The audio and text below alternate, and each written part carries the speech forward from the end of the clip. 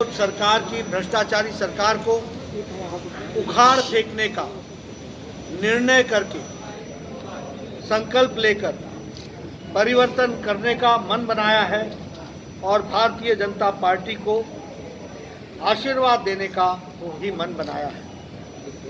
जनमानस में मैं देखता हूं कि एक तरीके से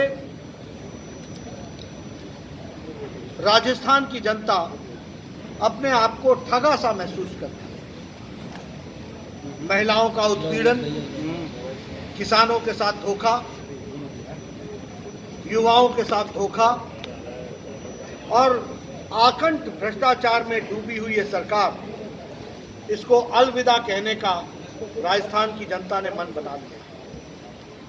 ये एक ऐसी भूमि हुई है जहां 17 रेप्स डेली रिपोर्ट हो रहे हैं। 22% जो टोटल रेप्स के केसेस हैं, अकेले राजस्थान में 22%। 15,000 से ज्यादा माइनर रेप्स केसेस रिपोर्ट हुए और क्राइम रिकॉर्ड ब्यूरो की जो रिपोर्ट है वह भी बताती है कि महिला उत्पीड़न में राजस्थान नंबर 1 पर है। करौली की घटना हम भूल नहीं सकते, जिसमें एक दलित बहन को किस तरीके से उसके साथ बलात्कार हुआ और उसके शरीर को किस तरीके से उसके साथ जो सलूक हुआ वह भी हम सबको पता है। भीलवाड़ा में जो आदिवासी बहन के साथ हुआ वह भी हम सबको ध्यान में है। ऐसे हजारों केस हैं जिसमें मानवता शर्माती है और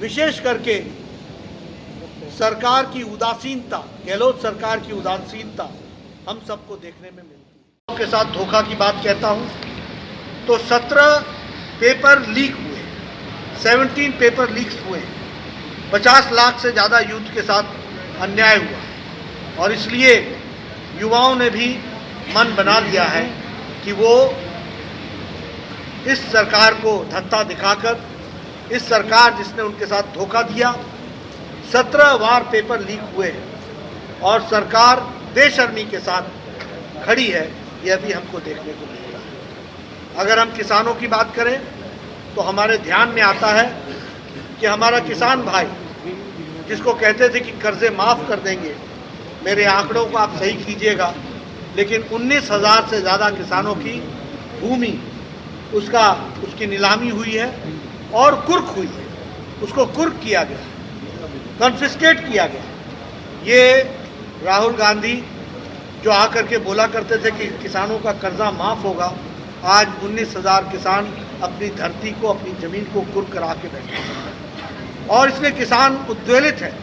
वो इंतज़ार कर रहा है कि इस चुनाव में बखूबी कांग्रेस को जनता जवाब देगी। जहां भ्रष्टाचार की बात करें तो हम सब लोगों के दिमाग में वो लाल डायरी तरोताज़ा है और जिस तरीके से कांग्रेस के नेता लाल डायरी पर बेशर्मी से वक्तव्य देते हैं, वो बताता है कि कांग्रेस कितनी उदासीन हो चुकी है और कांग्रेस इन गंभीर समस्याओं के प्रति कितना उसका उदासीन पूर्ण रवैया है।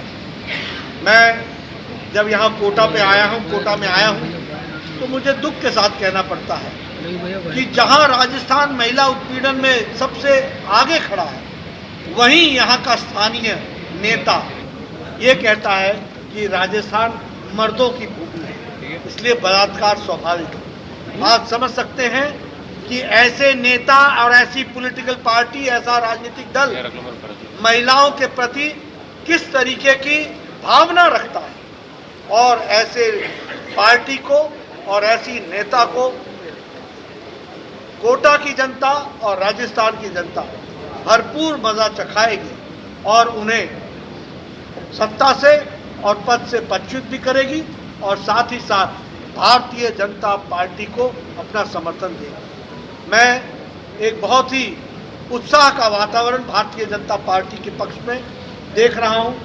कार्यकर्ताओं से वार्तालाप करते समय ये बातें बड़ी स्पष्ट होकर के सामने आई हैं। यहाँ इस संभाग में 17 की 17 सीटें में भारतीय जनता पार्टी चुनाव लड़ रही है और 17 ही की 17 सीटें भारतीय जनता पार्टी के झोली में, कोटा संभाग के हमारे गणमान्य जनता, हमारे जनता जनार्दन, हमारे मतदाता, हमारे वोटर हमको आशीर्वाद देंगे। बहुत बहुत धन्यवाद।